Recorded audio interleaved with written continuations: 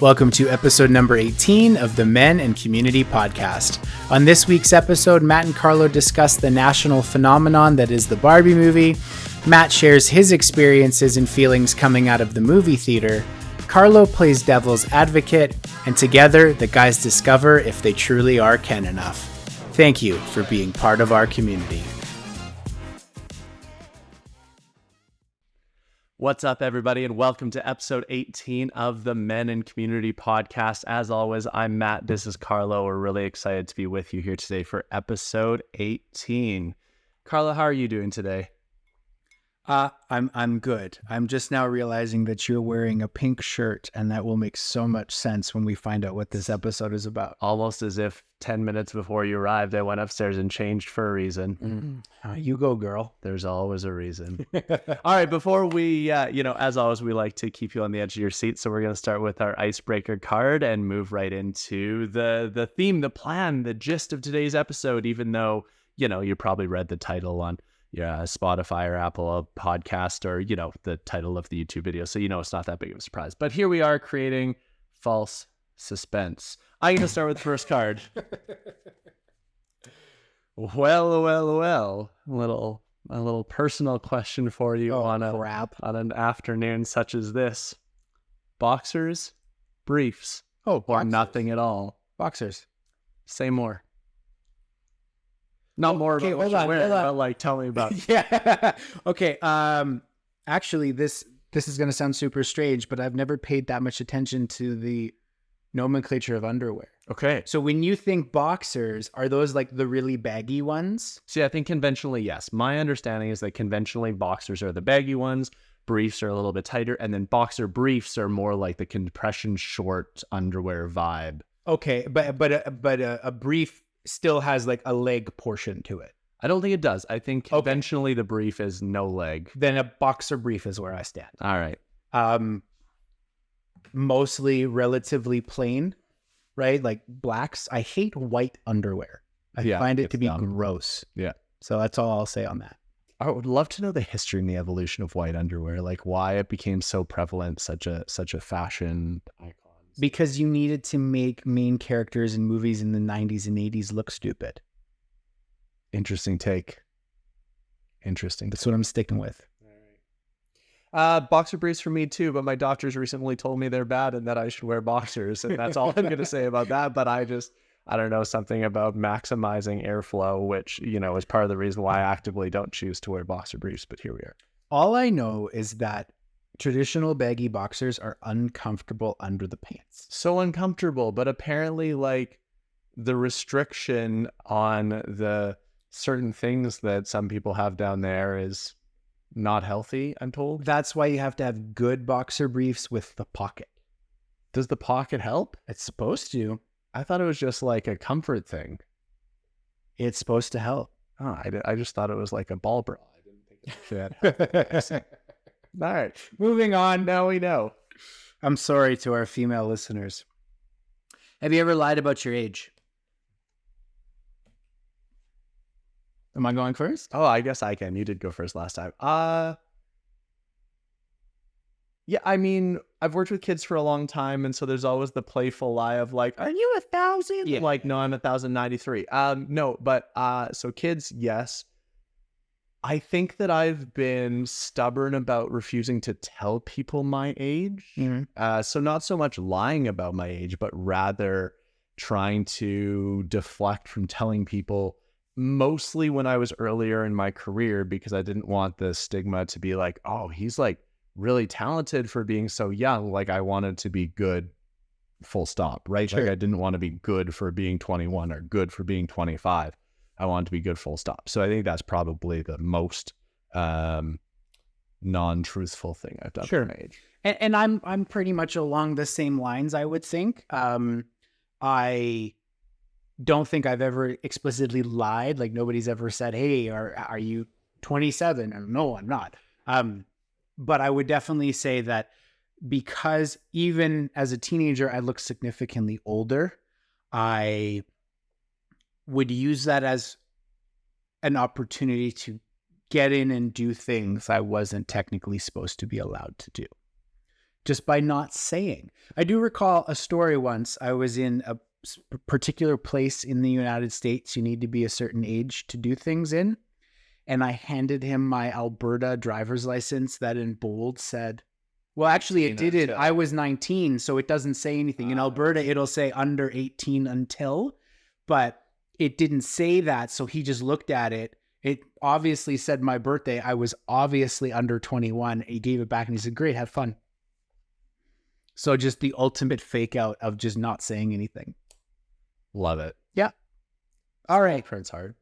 Small print is hard. Well, when you're looking at a kajillion IDs at night, I'm sure a couple It's true. sneak past you, and he probably looked at me and said, you look 27 anyways. I was going to say at 16, you look 25. So. Yeah, that's true. In a good way. 5 o'clock shadow since I was 4. Yeah, and the very fierce brow furrow that just like says, I've seen some stuff. Thank you for pointing people to my unibrow. That's not what a brow furrow is. It doesn't matter. All right, episode 18. Let's get right into it. So, full disclosure, I've been keen to do this episode for a while now. And, you know, as always, schedules conspire against us, but I'm really excited that we're here. We're going to have this conversation, and it's something that I've been excited to talk about for a while. We're certainly not the first to talk about it. YouTube is absolutely littered with videos on any side of the fence you can imagine, in terms of their take on this movie. And we're going to just fall in line and be the next one, and hopefully with some hot takes that the internet hasn't heard yet. The Barbie movie. And I'm going to go on the record to say I wasn't going to watch this movie until it was like available at home, until you said, hey, I want to do an episode on it. And I then did what I need to do to see the movie. And it's not because I didn't want to see it. It's just that for me to go to a theater and pay good money to see a movie, it generally has to be something I'm excited about. And I wasn't particularly excited about the Barbie movie. So yeah, I'm happy now that I saw it. It's good. Hopefully we talk about some neat things. But yeah, it just wasn't at the top of my list. That's totally fair as well. Thank you for doing that. I mean, I think that the Barbie movie has caused such social uproar.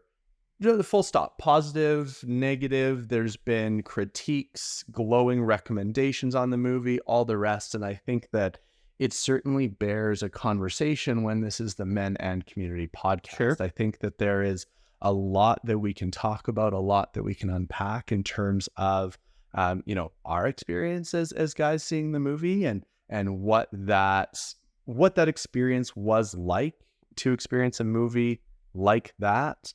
But also I think there's just so many interesting side notes and comparisons and metaphors and juxtapositions and things like that we can take a look at, that we're only going to be able to really scratch the surface on.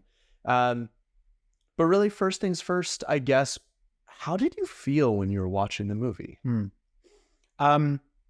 Like I enjoyed it. I thought it was a good movie. I enjoyed the acting of Margot Robbie, and all of the supporting cast. I thought there was some great little jokes to it. It was something that I all around enjoyed. And if we were to look at it kind of on the macro lens of a movie, not speaking about the social commentary or the subject matter, I kind of rate movies into 2 categories: the I will watch again and I will not. And this falls into the I will not. Okay. All right. And again, on the macro lens, it has nothing to do with the subject matter or any of really what we're going to talk about today, but it was not a good enough movie for me to return to. You know, who knows, 10 years from now, there's an opportunity or a reason to, sure, but it's not on my list of rewatches. To give everyone kind of a sense of your movie flavor or persuasion, shall we say, maybe like what are some of your top 3 favorite flicks? Sure. So I'm going to be very sci-fi focused because that's my deal. But I would say my favorite movie, one I've watched over and over, is The Martian with Matt Damon. Okay. And I enjoy that movie not only for the humor, for the serious nature of it, but also for the scientific complexity to it. So things that I enjoy that make you think kind of on a very small, minute level about little intertwining things. Same with kind of Interstellar. there's, of course, we're both Marvel fans, so I've watched Marvel movies over and over again.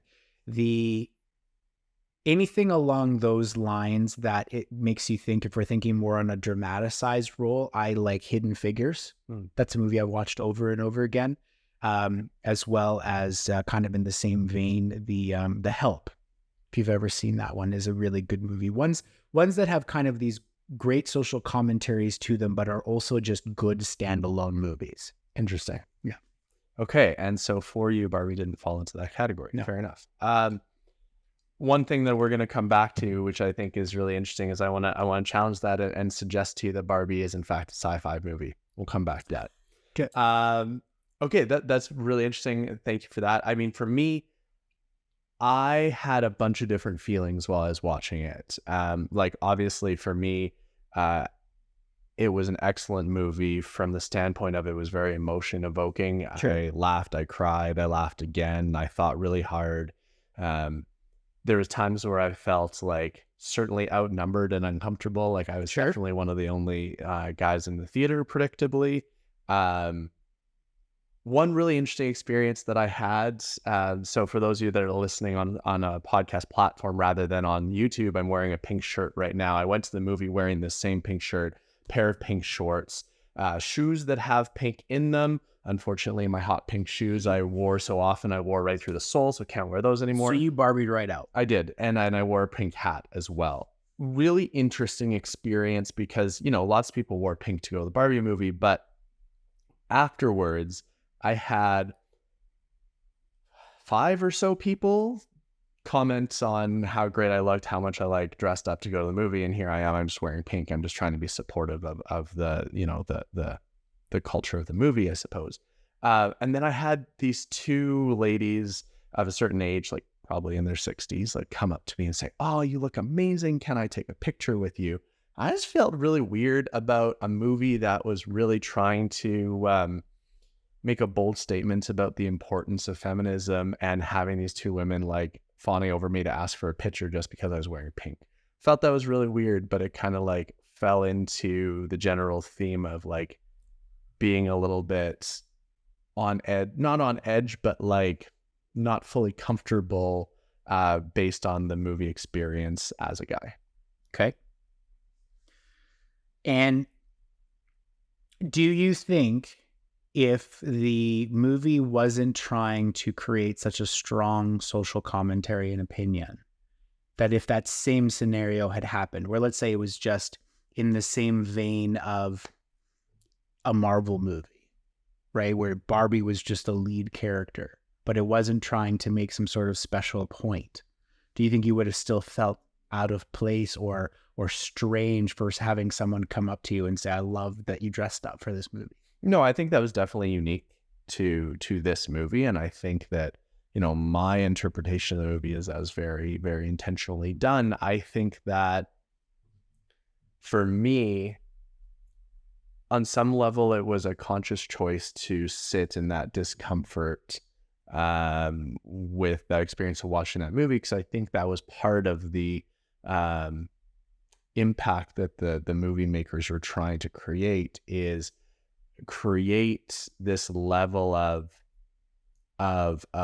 paralleling the experience of women for men to witness in the way that they position the characters of Barbie and Ken. Okay. So this is kind of interesting for me. I'm going to play devil's advocate here. Love it. Because what you're talking about is creating a parallel. And just because we haven't said this yet, we're going to do our best not to provide like any spoilers to the movie's plot. Oh, I was going to go the other way. I was going to say full spoiler. Are we saying full spoilers? I think so. Okay, full spoilers. If you haven't seen it and you care about seeing it like unfettered and unspoiled, don't watch our episode. Watch our next episode or the one prior. We need the ratings. Anyways, okay, devil's advocate. You're talking about creating a parallel between man and woman and the experiences in society, and that's kind of one of the big premises the movie is about. But what you're describing to me is almost a sense of segregation. Okay. Right? So you went and you dressed up in all the pink and you were really excited to see the movie, and you wanted to show your support for what this movie in quote unquote represented. And in the end you felt strange and odd, not for necessarily having done that, but for people being accepting of you doing that. Do you get what I'm trying to say? Yep. Yeah. To me, you're like, this is supposed to be a parallel, not a versus, a parallel. But in the end, it felt like there was a divide. And tell me more about why that's a problem. I'm not saying it's a problem. I'm saying that it's interesting because, I'll swing this around to what my general impression of the movie was. Sure. Mine was that it was very much a woman hero movie, right? So to break it down on a very basic level, you're always going to have the hero of the movie. And in this case, it was intentionally chosen to be very woman-centric, which makes sense. It is Barbie. That's kind of the premise of the social commentary they're trying to make. I have no problems with that whatsoever.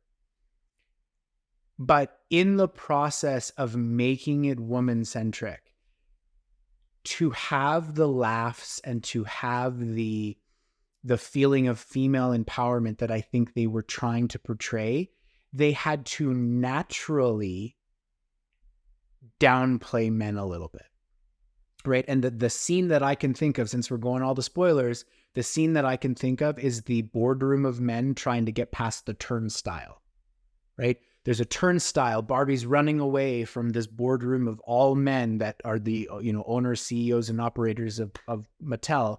She's running away. She sees the turnstile and she just elegantly hops over it in the very Barbie way where, she swings around and keeps her legs closed and skirt tight. And she looks wonderful because it's Margot Robbie, right? Running away.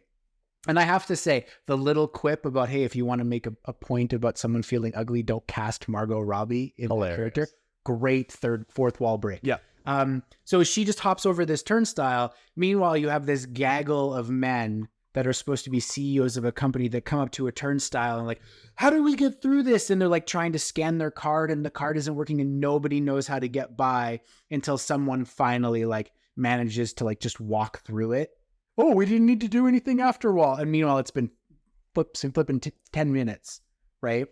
So you needed to have that kind of humor to make it a rah-rah female hero movie in the vein of This Is Barbie. But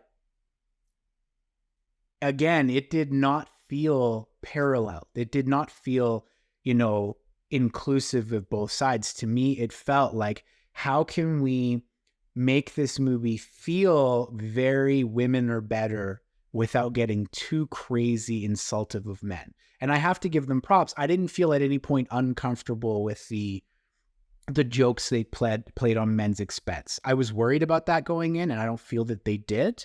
And I'm happy with the conclusion of the movie, but I felt that they necessarily had to do it, which to me did not create a feeling of inclusiveness or parallel. It created a feeling of women are better than men because of these various reasons. Okay.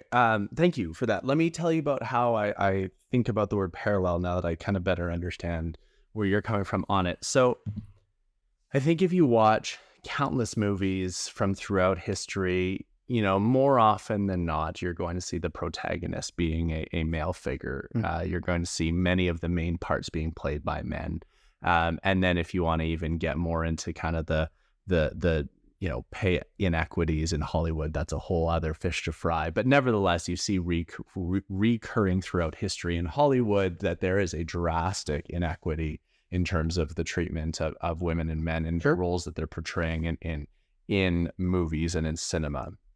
And so what I find in terms of a parallel, what I'm saying is that it was an interesting, and maybe parallel is the wrong word. Maybe I'm looking for a contrast. Maybe I'm using the word paralleling wrong. It was a contrast in terms of a statement of, this movie seems on its face ridiculous because you have a group of men that can't navigate a turnstile, and yet throughout history, we have so frequently positioned female characters in stories to be equally helpless, if not more helpless, equally hapless, blonde, incompetent. They have routinely been positioned this way throughout history in every single type of story that you can imagine, whether it's the classic damsel in distress, right? Throughout all sorts of these narratives that we see in these archetypes and these characters, that the comment of we're a group of men that can't navigate a turnstile, that feels utterly ridiculous on the face of it, but more so it's a comment of, well, if that feels ridiculous, why didn't the other archetypes or the character domains that we put women in throughout history of storytelling seem ridiculous at that time? Craig? And thank you for trying to clarify that. And I think I understand a little bit more of what you're saying. I think the reason I'm struggling with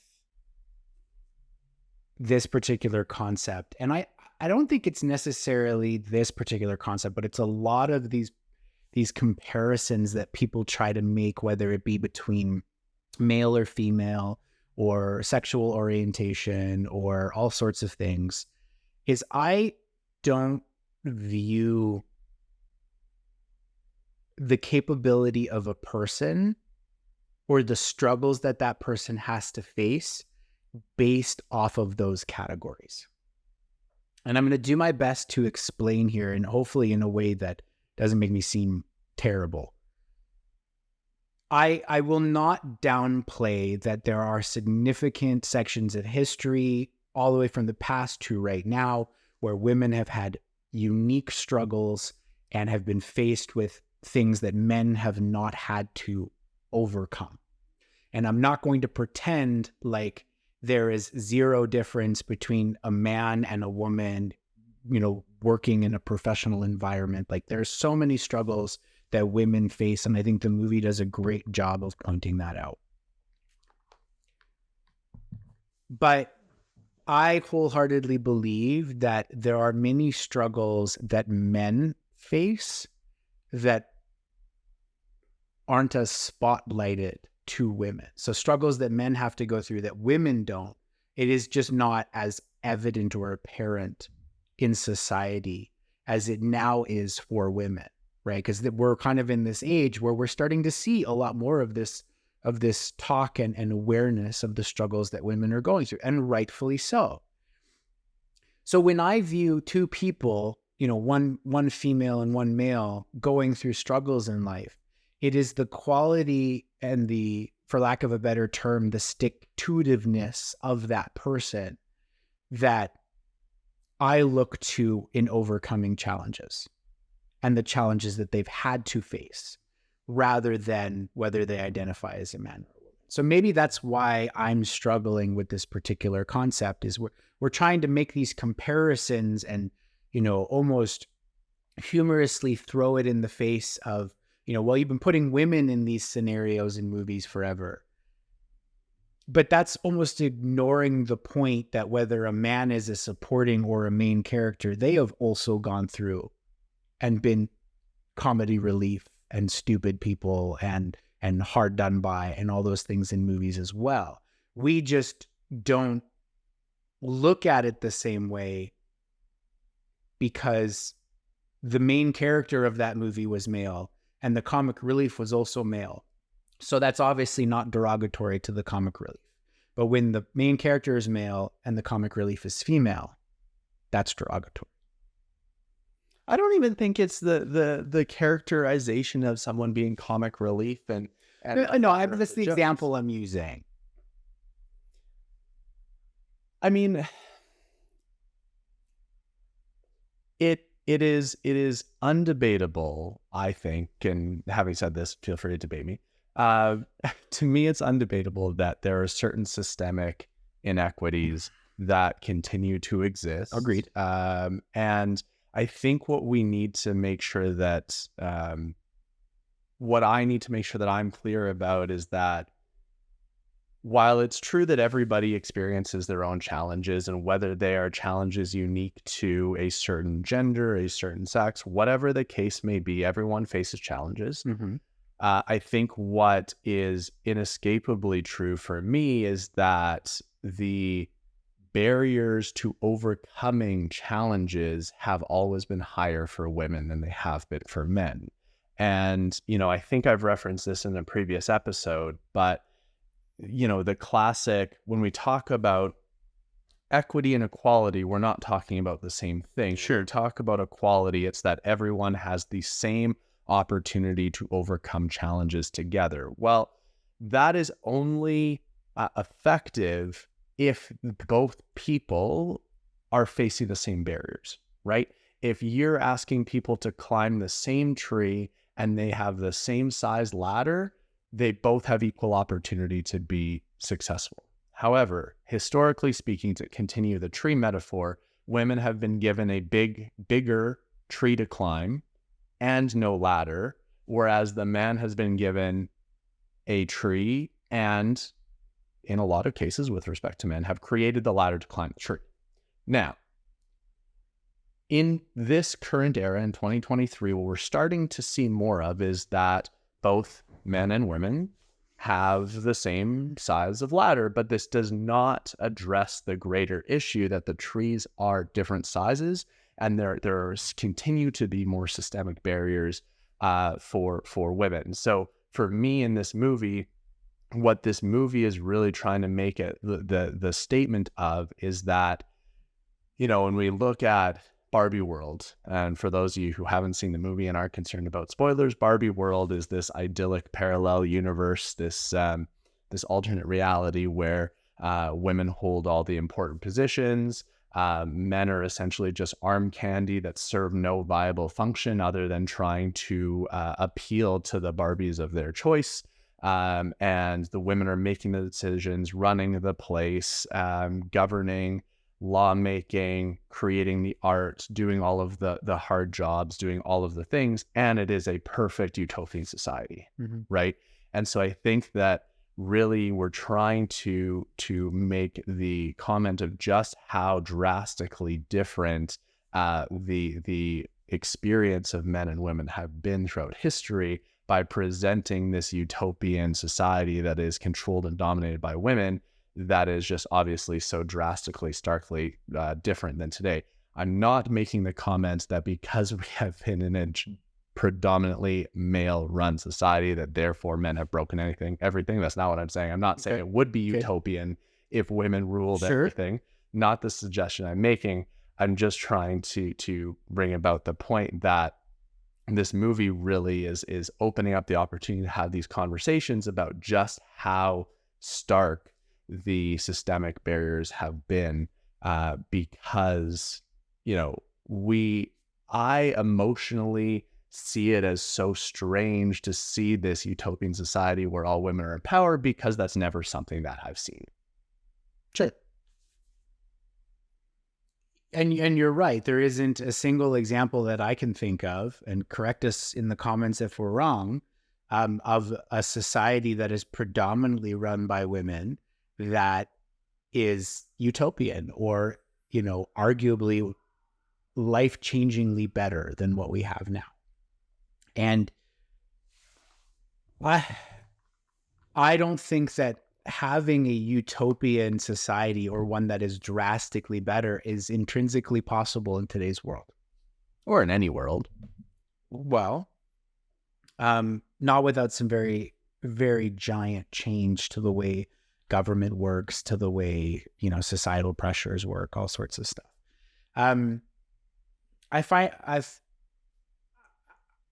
going to let you own the comment on Barbie world, because I think you have a little bit of a better grasp, I think, of what they were trying to get across with that.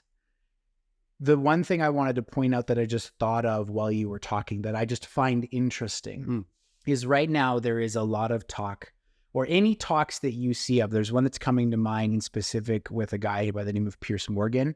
He's a news anchor from the UK. And I don't know a lot of his stuff, but I saw an article, or so not an article, a video of him where someone's trying to make the argument of the wage pay gap. And one of the rebuttals to that is that historically speaking, women have chosen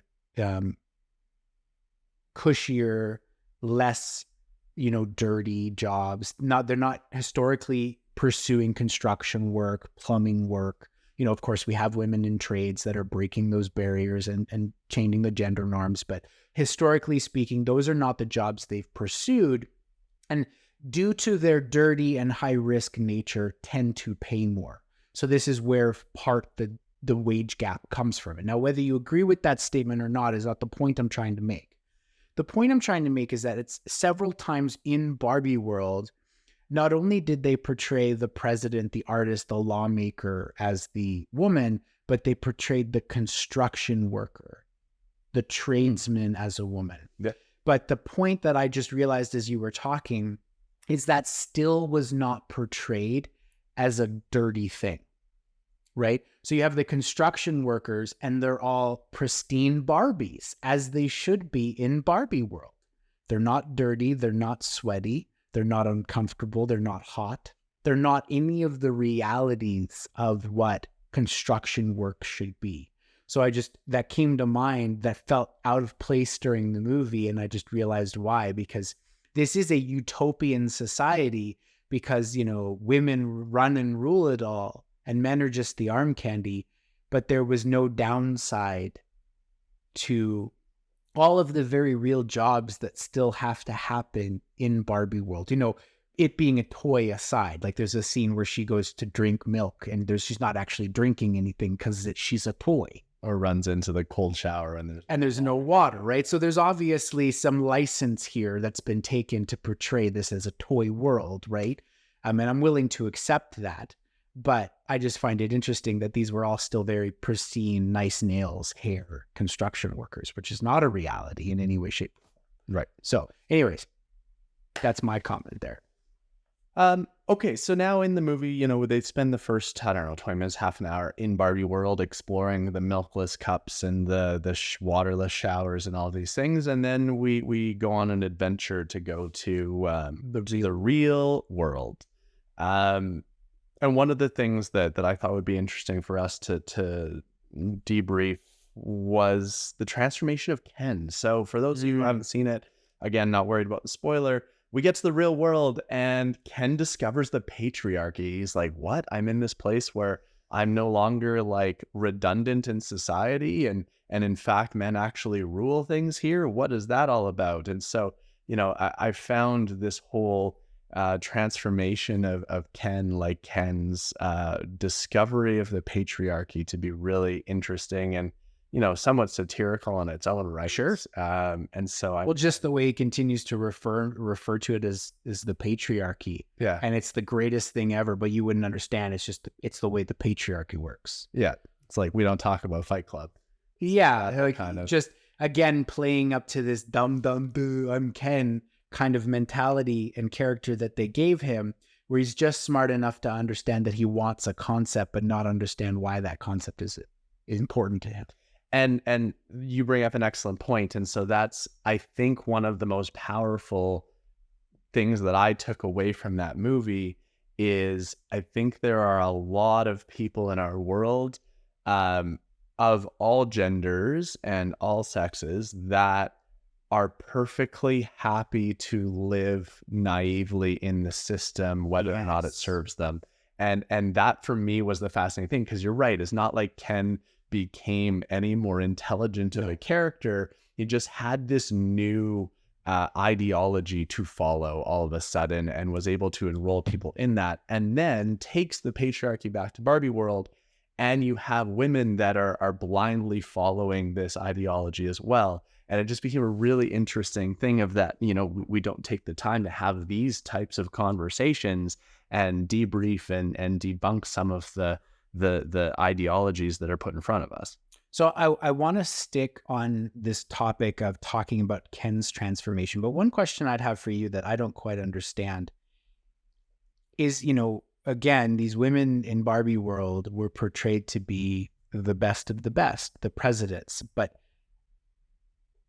what was it that Ken came back with that was so mind altering that would make the president become this bimbo of a woman? I missed that. What was it that drew them in? Because if she's the president, wouldn't she be like, nah, that doesn't make any sense. Why the heck would I do that?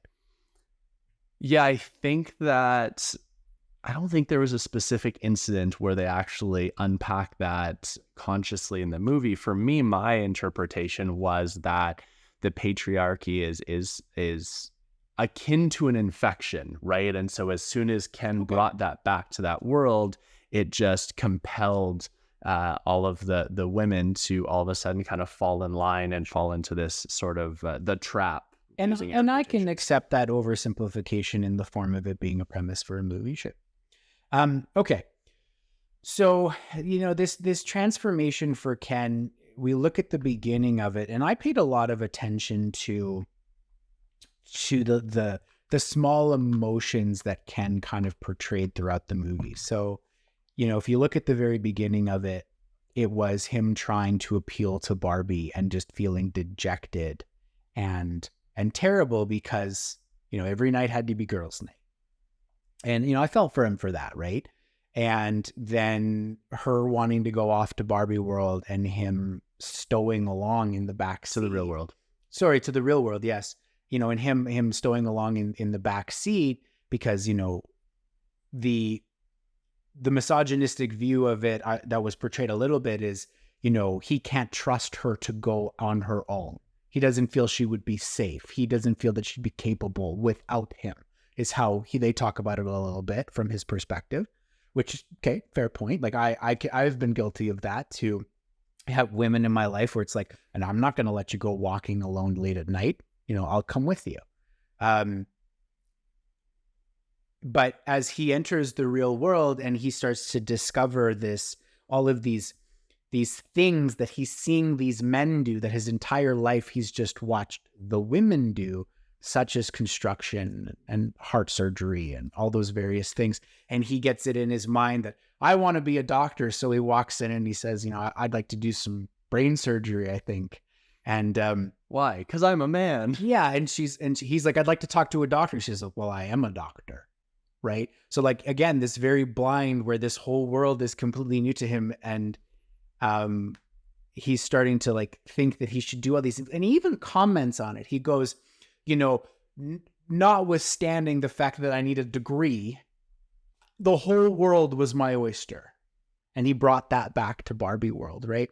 So him realizing that all of this thing was capable of. So this whole transformation up until this point, I think was a parallel to what Barbie was supposed to be for women. Where Barbie was an example of what young girls could grow up to become. She could be the doctor, the lawyer, the construction worker, to this, to that, right? That young girls didn't know that was a possibility for them until they saw their favorite doll do it, which is what Ken was experiencing. I didn't know I could be a doctor until he saw a man be a doctor. Right. So I thought that was a very intriguing kind of thing to point through. That is very cool. And, as an aside, I think it speaks to the importance of representation. Mm-hmm. And to your point, certainly there are professions and industries that are overrepresented by men and women, different sectors, obviously. And I think that representation is so critical, whether it be, gender representation, cultural representation, whatever the case. So anyway, just I think what you said is brilliant because it certainly speaks to that. I think also, though, then it speaks to this ultimate irony of Barbie, which they talk about a lot, I think in a really brilliant way in the movie. The ultimate irony of Barbie is that the intention of the Barbie toy was to, as you said, create this inspiration, this aspirational quality in young girls to say, you could be the doctor, you could be the politicians, you could lead the world, run the world kind of thing. And then, of course, then the problem becomes, is this a comment on I should be empowered and inspired to become this thing? Or is it suggesting that this is the perfection, the perfection motif? Is this like, I need to become that to be the best woman that I can be? And it's a really, really interesting thing that you bring up in terms of Ken's transformation, because I think that is paralleled in the same way that I tried to describe paralleling before, is that you're right. Ken goes to the real world. He sees the idyllic version, or pardon me, the representation of like he could do all of these things in the same way that young girls were intended to be able to see Barbie. And then comes back to Barbie world and ends up in this situation where ultimately all of the Kens battle to try to be the best Ken, to try to win the affections of the Barbies, in the same way as now you end up with women really competing with each other in a space that they feel they have to be over competitive in order to stand out, to try to, you know, address these issues around perfectionism, kind of those two core combating feels that the Barbie culture has created. Mm-hmm.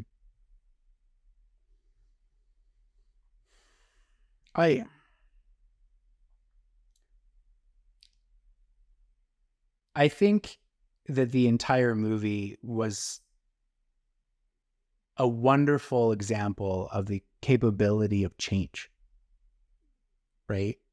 Like you look at Barbie's transformation from being, what does she refer to herself as? The stereotypical Barbie, Yeah. right? Blonde hair, blue eyes, certain proportions, long legs, very beautiful. It's Permanent curvature in her feet so she can support high heels. that's right, yeah.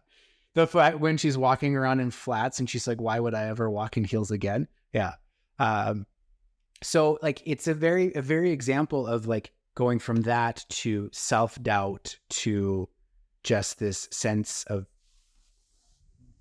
discomfort and loss of her life to, you know, having an example of empowerment through, you know, the mom, and then regaining her power and regaining her ability to now not only be the perfect Barbie, but to be this standalone person that has faults and is accepting of those faults.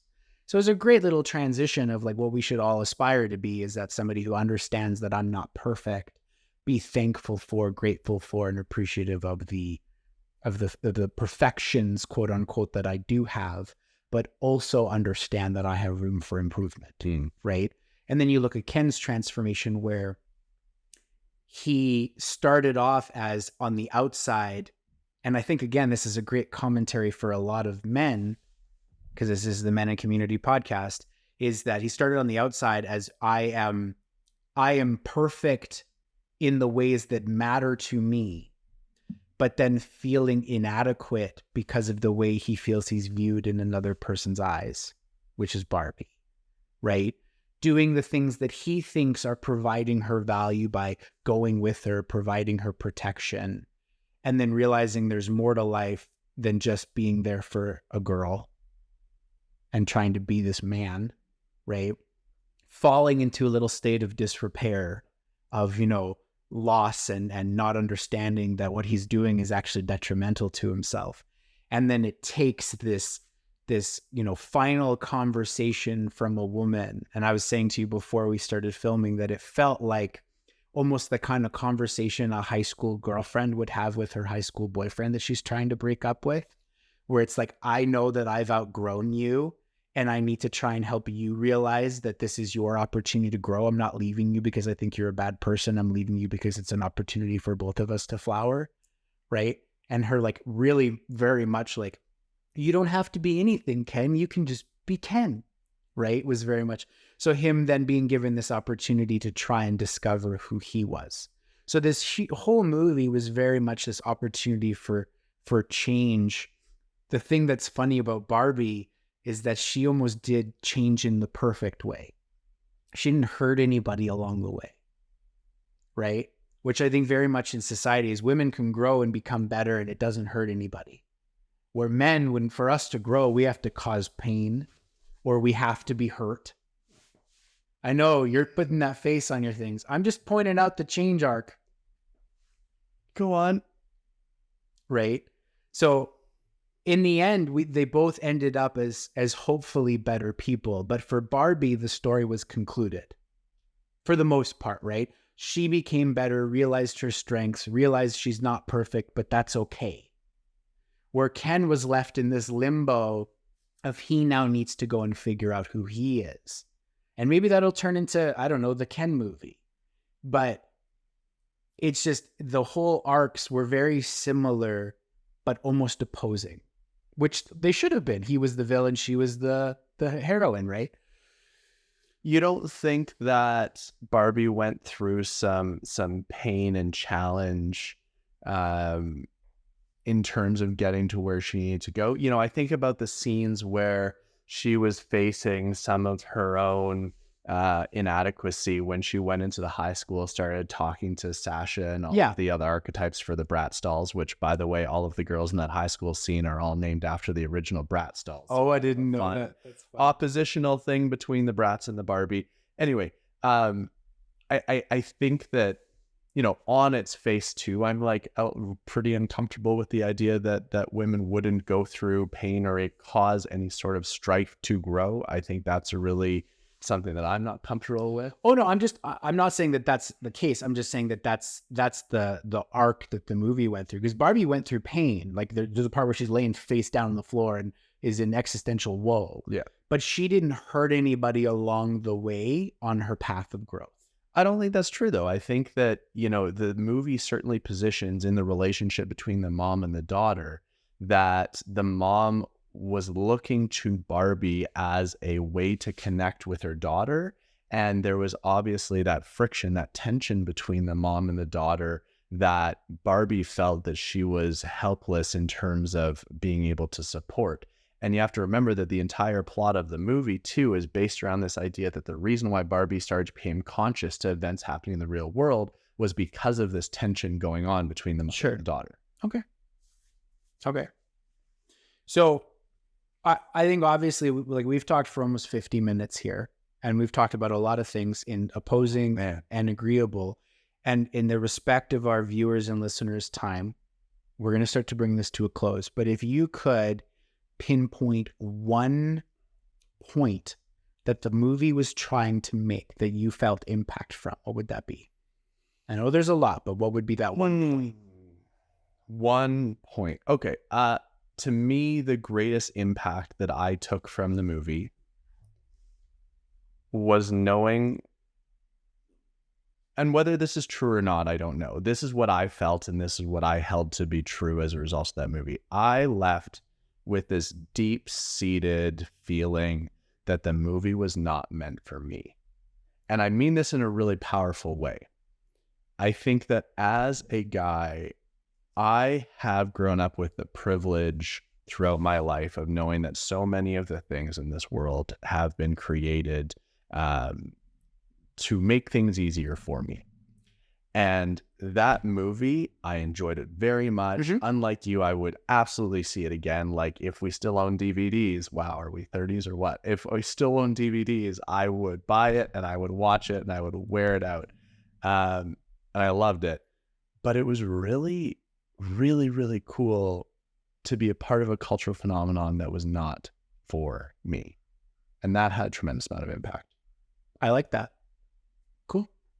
I think for me, the one big takeaway that I really enjoyed from the movie was that there is always going to be this feeling of inadequacy in each of us. And that is completely okay. You do not need to be the stereotypical Barbie to be a great person. You don't need to have everything, do everything, look a certain way, be intelligent in a certain way, and be applicable to everybody to be good enough. Your faults are what make you you. And I think that there was a really great point at the end of the film where, you know, one of the Barbies was saying, and I can't remember word for word, but one of the Barbies was saying, well, well, I could go do this or I could go do that. And Margot Robbie, Barbie looks and she says, or you could do none of those things. And you'd still be Barbie. So I thought that was a really great point. Oh, and overall, I'd agree with you. It was a good movie. And, given the opportunity where it was on, or someone said, I want to watch this again, I would happily do so. And I've had many a great conversation from it. So I am thankful that you said, hey, go watch this because we're going to do an episode on it. And if I ruffled anybody's feathers with my opposite side of the rails from you on some of my comments, let me know, because I am nothing if not open to conversation about it. But this is exactly why I wanted to have this Of course, conversation, yeah. because I knew that there's going to be opportunities to have some of these challenging things. And I think that, as two guys running a podcast, which we have always professed to be, nothing more, nothing less, it's important for us to put ourselves in a position to understand what the experiences could be. And we've repeated over and over and over again that we can only offer our perspective as men. And I think for me, this movie provided such an opportunity, more than I typically would, an opportunity to get a glimpse into what the perspective of women I'd agree. had be. I'd agree wholeheartedly with that. So yeah, I really welcome the conversation, and maybe there's going to be some opportunity for some feedback via our Discord or social media channels, and enough that we can either do some one-off social media work to go in deeper, or possibly have a part 2 if the demand is there. Yeah, absolutely. So let's move into our gratitudes. I want to start today because I feel like you always get to start. Okay. You got here today, and I knew that you had a tough couple of weeks, and I didn't know details at that point, but I knew it had been tough for you, and I was ready to be here and sit with you and listen, and the first words out of your mouth was, no, tell me how you are. And you just took the opportunity to put all the things that you were going through aside and make sure that you were here for me first and foremost, which I'm deeply, deeply appreciative of. And in the same way, I know that part of the reason you've had a tough couple of weeks is you've been having some challenges with work, as we all do, and frustrations, feeling like you're not able to meet everyone's needs all the time in a professional sense. And very much in line with the episode, I just want you to know that you are enough. Yes. Thank you. I appreciate that. And that was important to me. On my way here, I was like, he asked me how I was doing, and we didn't get into details earlier into the week, and I said the first thing I'm going to do when I walk in there is I'm going to ask him how he's doing, because I feel like I don't actually know. So I appreciate your gratitude. My gratitude for you is something that I feel very commonly when we talk, is that you just have such a massive level of empathy for the other side of all the things you don't experience yourself. You just want to consume all of the knowledge and all of the feelings of other people. And you don't do it because you're trying to get a grasp of how they feel. I think you do it because you just want to be able to feel their feel, right? So you experienced the Barbie movie and everything that this episode we've talked about. You experienced it from your own lens, but I felt you did it not because you wanted that experience, but because you just wanted to say that you had the opportunity to try and feel like that other side. So I think it's a fantastic quality of you, and I will always be the person that tries to ask you all of the harder questions, because I want to know how you experience that feel. So I appreciate that input, and I appreciate the fact that you just care so empathetically about other people's sides. Thank you. All right. Well, that's the Barbie episode. I'm Ken Enough. You're Ken Enough. This is the Ken Enough podcast. So thank you, everybody. That has been episode 18. We're really, really grateful, as always, that you've made it to the end of another episode. If you haven't already done so, please give us a follow on your major social media platforms, especially Instagram and TikTok. Join our Discord community if you haven't done so already. And whatever you do, I don't actually have a good prompt today. I was so close. I thought you were gonna finish off something with the from the Barbie. I thought I had something, and then I lost it Go be the best Barbie you can be. and fail doing something like I just did today. Bye, guys.